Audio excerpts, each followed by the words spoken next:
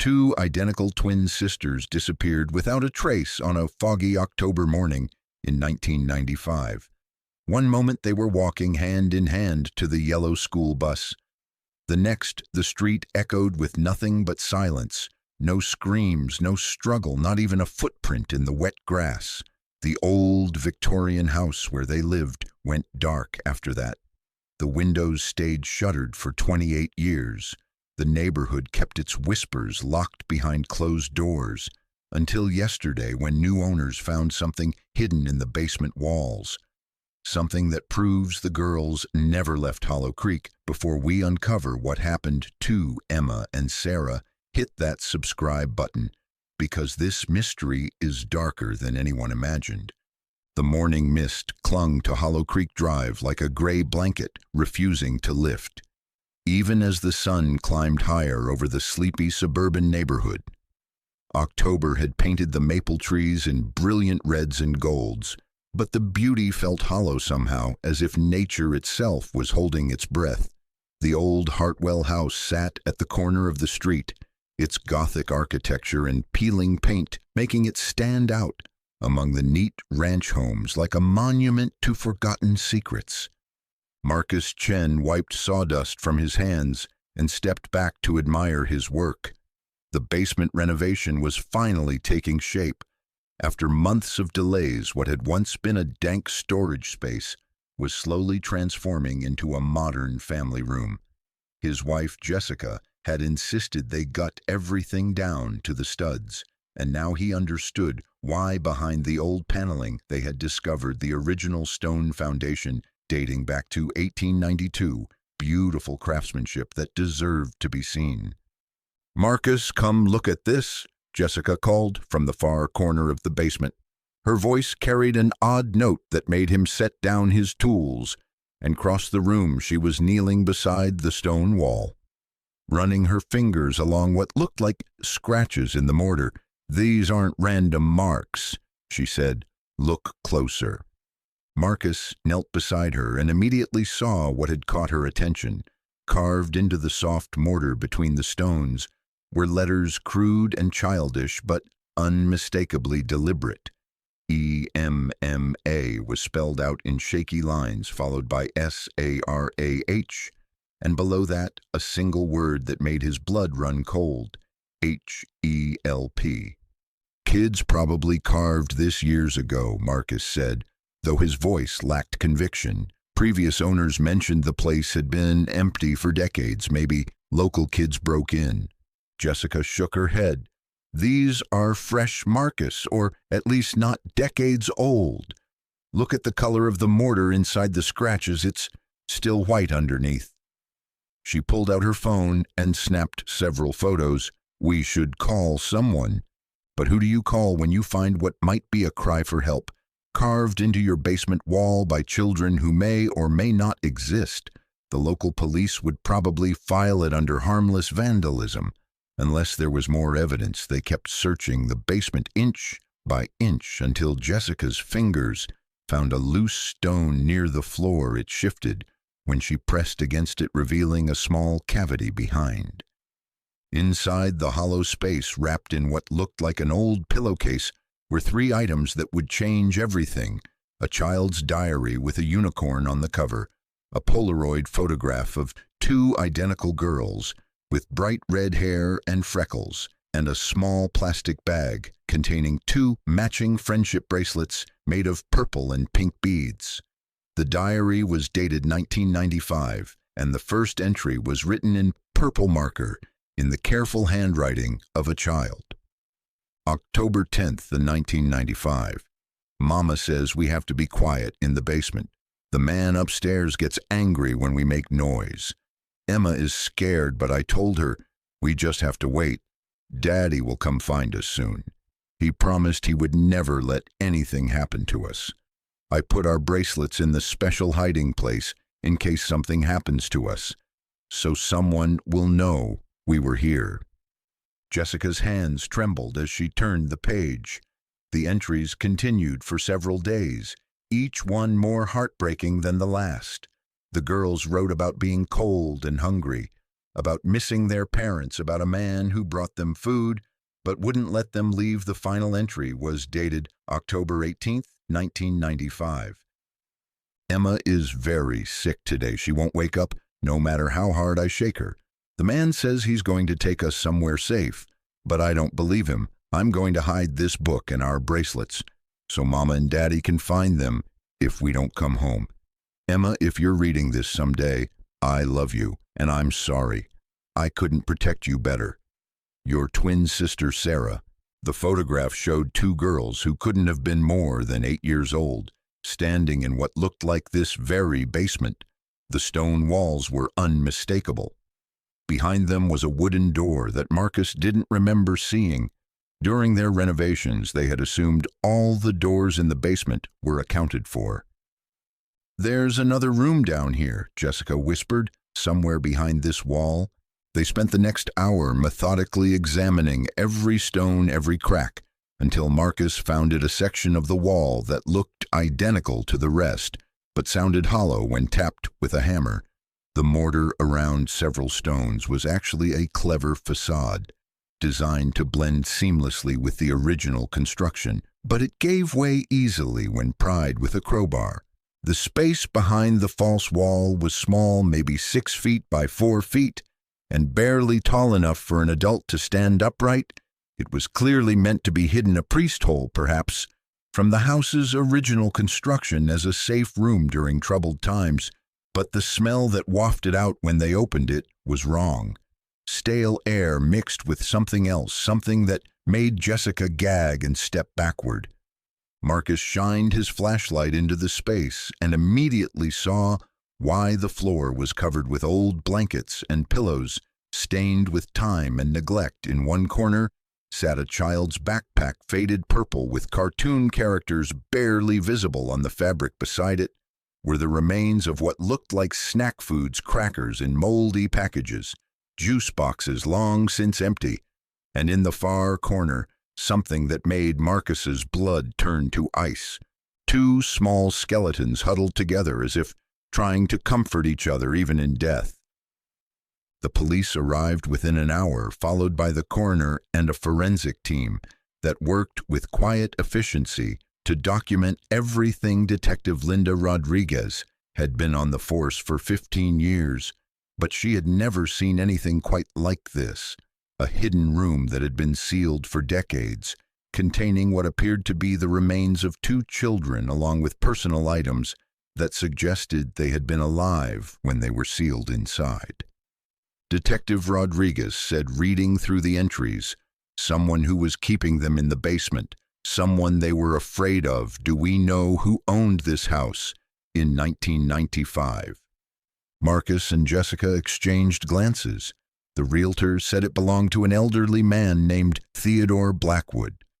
Jessica said he lived here alone for years until he died in 2010. The house sat empty after that until we bought it last month. Rodriguez made notes. We'll need to look into Blackwood's background, see if there were ever any complaints or investigations. She gestured toward the hidden room. This kind of concealment takes planning. Whoever did this knew the house well enough to build this space without anyone noticing. The forensic team carefully removed the children's remains, along with everything else found in the room. The diary, the photograph, the friendship bracelets would all be processed as evidence. But Rodriguez allowed Marcus and Jessica to see the names written on the inside cover of the diary. Emma Catherine Walsh, age 8, and Sarah Elizabeth Walsh, age 8, twin sisters. I'll run these names through missing persons databases, Rodriguez said. If these girls were reported missing in 1995, there should be a record. That evening, Jessica sat in their temporary apartment, unable to shake the image of those 2 small skeletons from her mind. She had insisted they couldn't sleep in the house, not yet. Not until they knew the whole story. She kept thinking about the diary entries, about how Sarah had tried to comfort her sister, about how she had hidden their belongings, hoping someone would find them someday and tell their story. Marcus was on his laptop, searching through old newspaper archives and missing children databases. "I found them," he said suddenly. Emma and Sarah Walsh, reported missing October 15, 1995, from Millbrook Elementary School. They were walking to the bus stop when witnesses say they were approached by an older man who offered them a ride home. The news article included school photos of the girls, their red hair bright and their smiles innocent. It also included quotes from their parents, Michael and Catherine Walsh, who had never stopped looking for their daughters.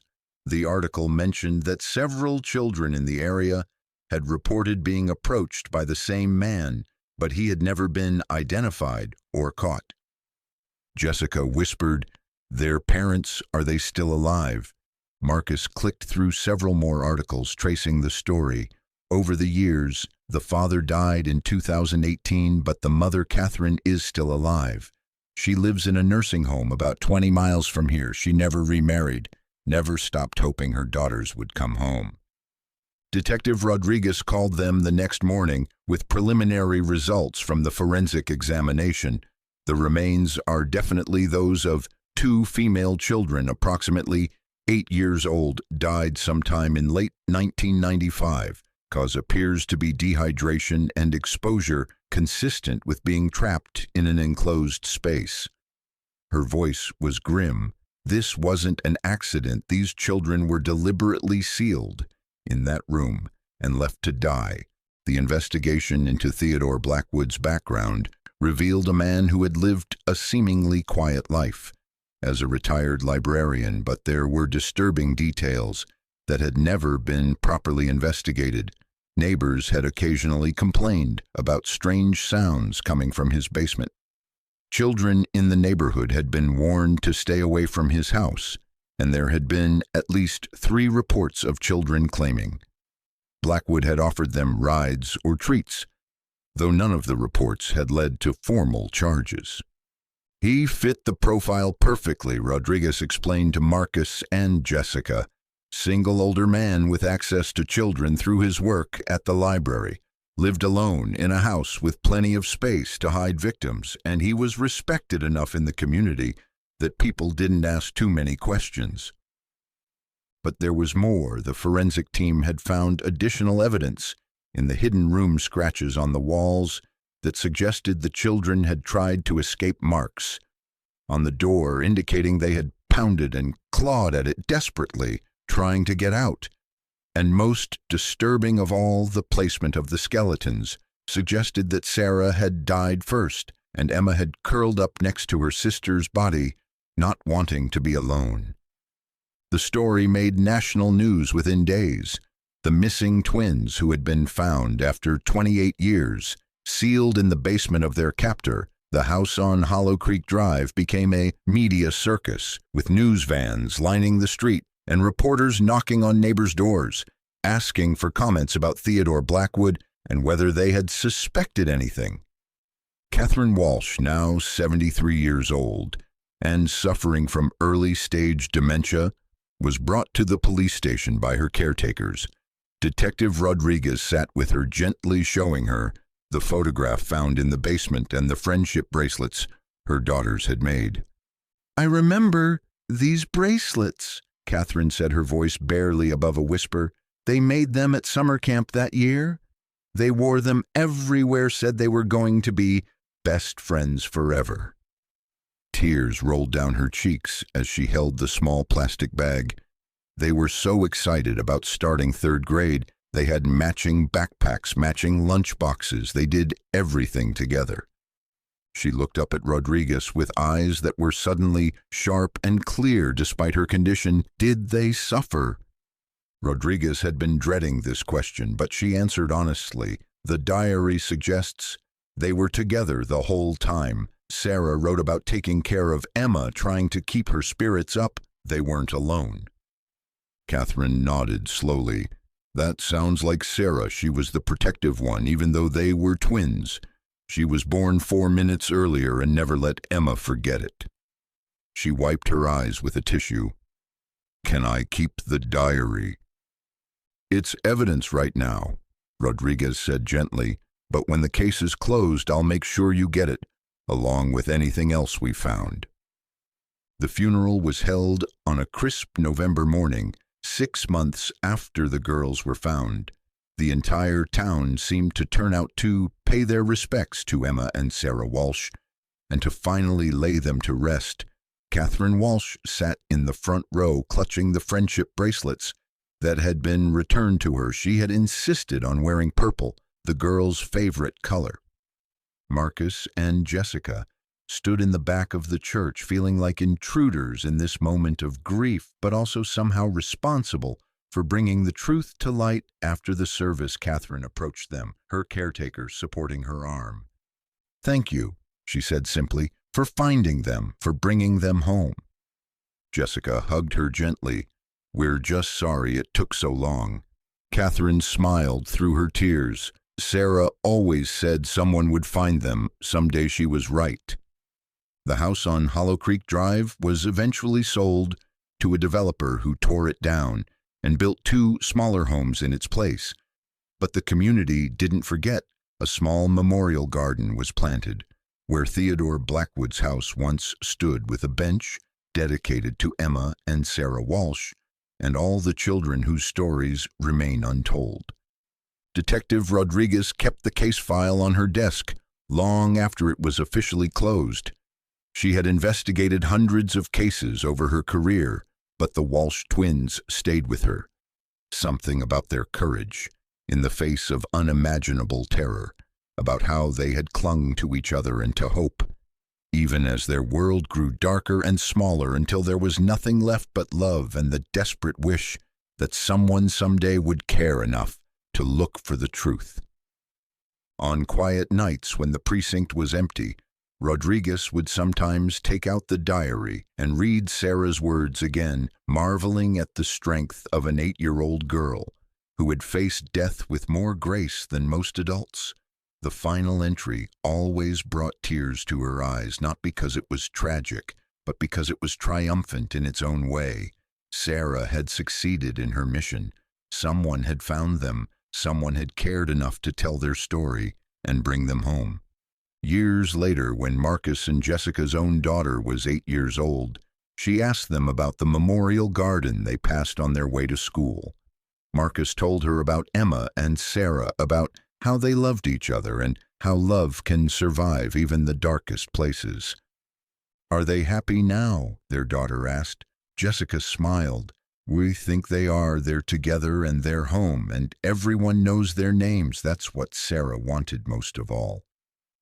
The story of the Walsh twins became part of Hollow Creek's history, a reminder that evil can hide behind the most ordinary faces, but also that truth has a way of surfacing eventually, that love leaves traces that can't be erased by time or cruelty, and that sometimes the bravest thing you can do is hold someone's hand in the dark and promise them they're not alone.